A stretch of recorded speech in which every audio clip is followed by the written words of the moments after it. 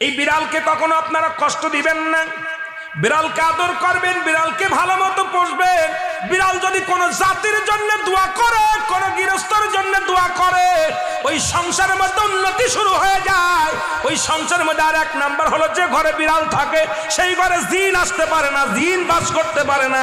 আর একটা ঘোষণা শুনেন, নবীজি বলে গেছেন, যে ঘরের মধ্যে বিড়াল ছানা বাস করে ওই ঘরের মধ্যে জিন জাতি প্রবেশ করতে পারে না। তাহলে ছোট ছোট মাসুম বাচ্চাগুলো যে ঘরের মধ্যে থাকে, মুসলমান অনেক সময় জিনের আশ্রয় পড়ে যায়, অনেক সময় জিনে আসর করে, ওই ঘরের মধ্যে জিনে আসর করে। যে ঘরের মধ্যে বিড়ালকে আদর করে বিড়াল থাকে, ওই ঘরের মধ্যে বিলাই বিড়াল বিড়াল বিলাই বিলাই, এইটা যার ঘরের মধ্যে আছে, এই ঘরের মধ্যে দুষ্ট জিনেরা আসতে পারে না। জোরে জোরে চিল্লায়া বলা যাবে না মারহাবা।